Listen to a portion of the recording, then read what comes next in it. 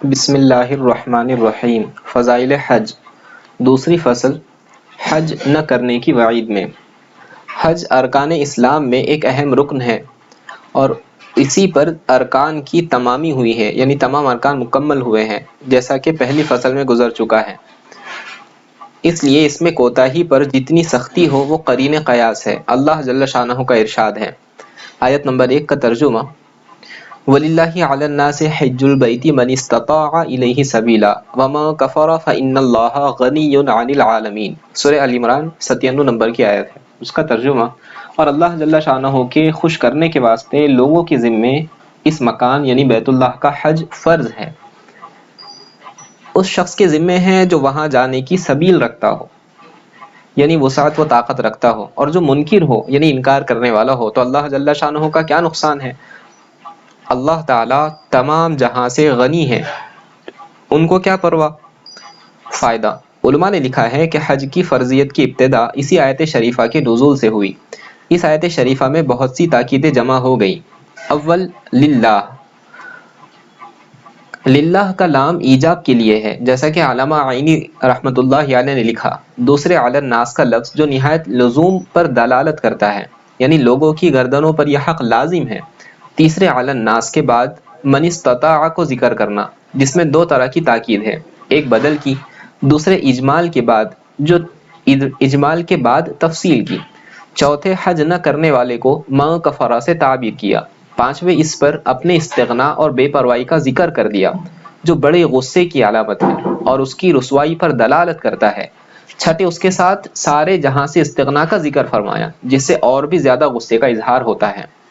اس میں کئی نمبر ایسے ہیں جو عربی سے تعلق رکھتے ہیں، میرا مقصد ان کے ذکر کرنے سے یہ ہے کہ اس ایک ہی آیت شریفہ میں کئی وجہ سے تاکید اور حج نہ کرنے والوں پر عتاب ہے، یعنی غصہ ہے، ناراضی ہے۔ حضرت ابن عمر رضی اللہ عنہما سے نقل کیا گیا ہے کہ جو شخص تندرست ہو اور پیسے والا ہو کہ حج کو جا سکے، پھر بغیر حج کیے مر جائیں، قیامت میں اس کی پیشانی پر کافر کا لفظ لکھا ہوا ہوگا۔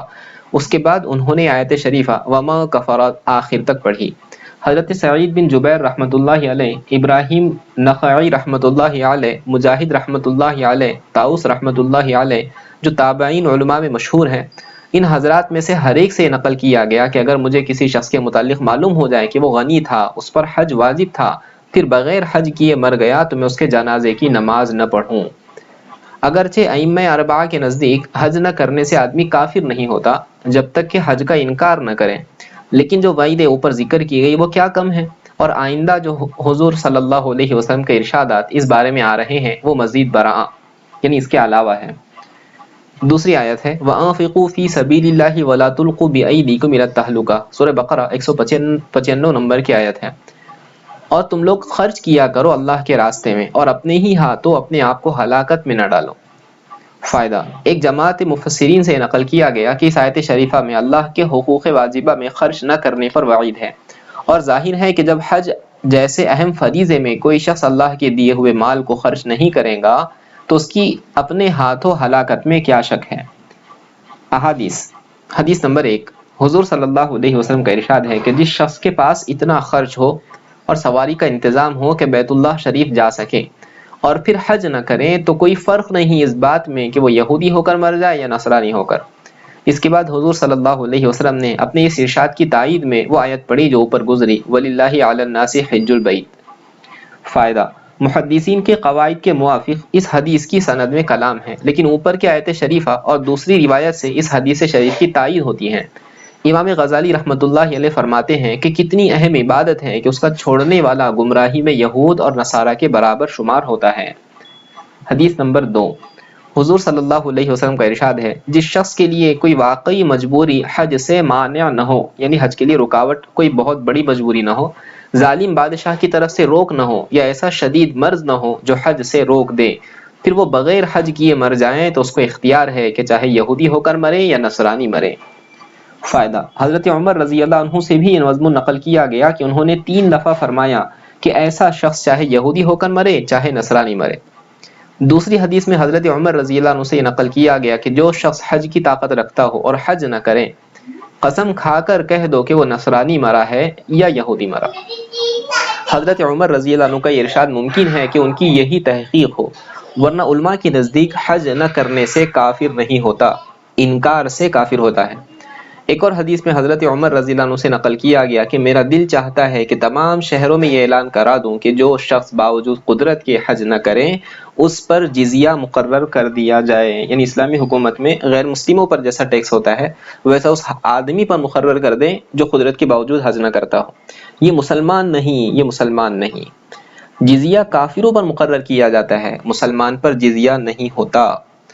حدیث نمبر 3، حضرت ابن عباس رضی اللہ عنہما نے فرمایا جس شخص کے پاس اتنا مال ہو جو حج کر سکے اور حج نہ کرے، یا اتنا مال ہو جس پر زکوٰۃ واجب ہو اور زکوٰۃ ادا نہ کرے، وہ مرتے وقت دنیا میں واپس آنے کی تمنا کرے گا۔ فائدہ، تمنا کرنے سے قرآن پاک کی آیت شریفہ کی طرف اشارہ ہے جس میں ارشاد ہے حتی اذا جاء احدهم الموت قال رب ارجعون لعلی اعمل صالحا فیما ترکت کلا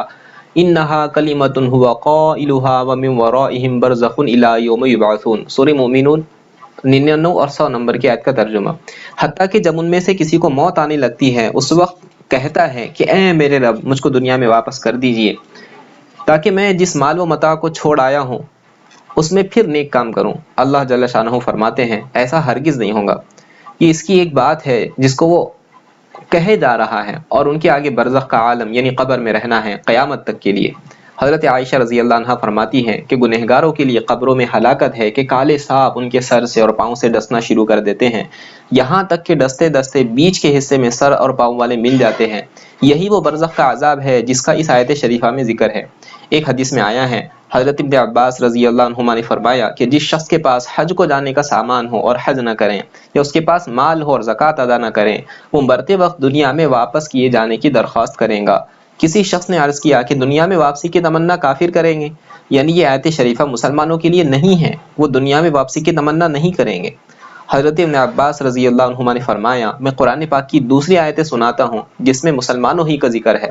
اس کے بعد حضرت ابن عباس رضی اللہ عنہما نے سورہ منافقین کے آخر کی آیتیں یا ایھا الذین آمنوا لا تلھکم اموالکم ولا اولادکم، سورہ منافقون 9 نمبر کی آیت آخر سورہ تک پڑھی، جس کا ترجمہ یہ ہے اے ایمان والو تم کو تمہارے مال اور تمہاری اولاد اللہ کی یاد سے غافل نہ کرنے پائیں، اور جو ایسا کرے گا کہ اس کے مال اور اولاد اس کو اللہ کی یاد سے غافل کر دیں، یہی لوگ خسارے والے ہیں، یہی نقصان والے ہیں۔ اور ہم نے جو کچھ مال دیا ہے اس میں سے اس سے پہلے اللہ کے کاموں میں خرچ کر لو کہ تم میں سے کسی کے سر پر موت آ جائے اور وہ حسرت اور تمنا سے کہنے لگے اے میرے رب مجھ کو تھوڑے دن کی اور مہلت کیوں نہ دی کہ میں خیرات دے دیتا اور نیک کام کرنے والوں میں شامل ہو جاتا۔ اب یہ تمنا بیکار ہے، اس لیے کہ اللہ جل شانہ جب کسی کی عمر ختم ہو جائے تو ہرگز مہلت نہیں دیتے، اور اللہ تعالیٰ کو تمہارے سب کاموں کی پوری خبر ہے۔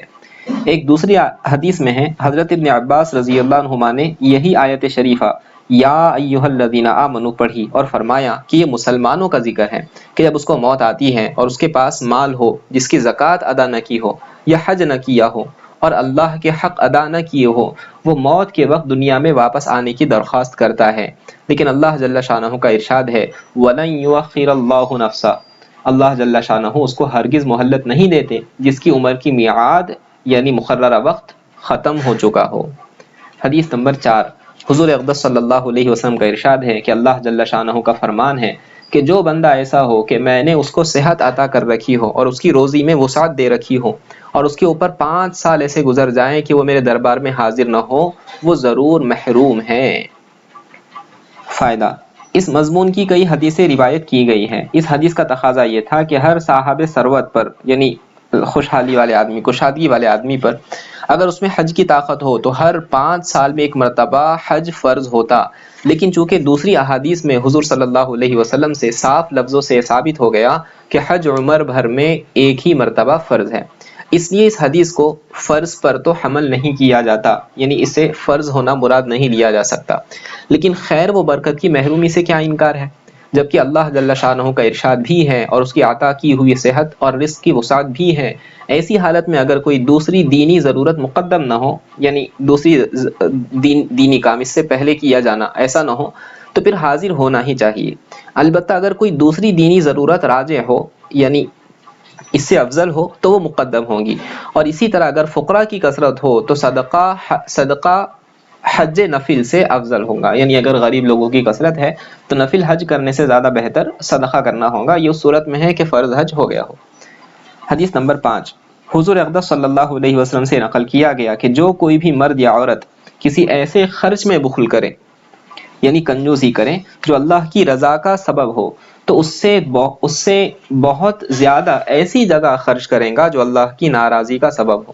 اور جو شخص کسی دنیاوی غرض سے حج کو جانا ملتوی کر دیں، یعنی ٹال دیں، یہ کینسل کر دیں، وہ اپنی اس غرض کے پورا ہونے سے پہلے دیکھ لیں گا کہ لوگ حج سے فارغ ہو کر آ گئے۔ اور جو شخص کسی مسلمان کی مدد میں پاؤں ہلانے سے گریز کرے گا، یعنی اپنے آپ کو بچائیں گا، اس کو کسی گناہ کی اعانت میں مبتلا ہونا پڑے گا، یعنی اس کو کسی گناہ کی مدد کرنے والوں میں شمار ہونا پڑے گا جس میں کچھ بھی ثواب نہ ہو۔ فائدہ، محدثین رحمہم اللہ کے قواعد کے موافق یہ روایت ضعیف ہے، لیکن ایسے امور میں ضعیف روایت ذکر کی جاتی ہیں، اس لیے محدثین اس کو ذکر فرماتے ہیں۔ اس سے قطع نظر کہ یہ ضعیف ہے، یہ اگر بات چھوڑ بھی دی جائے، تجربے سے بھی اس کی تائید ہوتی ہے۔ جو لوگ امور خیر سے یعنی اچھے کاموں سے بچا کر رکھتے ہیں، خواہ مخواہ مقدمات وغیرہ میں، رشوتوں میں اور ان سے بڑھ کر بعض اوقات حرام کاریوں میں، ناچ گانوں اور سینماؤں میں خرچ ہونے لگتا ہے، اور اگر اللہ کی عطا فرمائی ہوئی دولت کو خیر کے کاموں میں آدمی خرچ کرے تو پھر ان بلاؤں سے حفاظت رہے۔ یہ امر ضرور قابل لحاظ ہے کہ یہ وعید اسی وقت ہے جبکہ استطاعت کے باوجود حج فرض ادا نہ کریں، اور اس کے بالمقابل ناداری کی حالت میں، بالخصوص جبکہ دوسرے کے حقوق اپنے ذمے ہوں، ان کے حقوق کی ذمہ داری حج نفل سے کہیں زیادہ ہے۔ ابن امیر الحاج مدخل میں لکھتے ہیں کہ بعض آدمی اپنے اہل و عیال کو ضیاء میں، یعنی ان کا کوئی انتظام کیے بغیر چھوڑ کر حج کو چلے جاتے ہیں، حالانکہ حضور اقدس صلی اللہ علیہ وسلم کا ارشاد ہے کہ آدمی کے گناہ کے لیے یہی کافی ہے کہ جس کا کھانا اپنے ذمے ہے اس کو ضائع کر دیں۔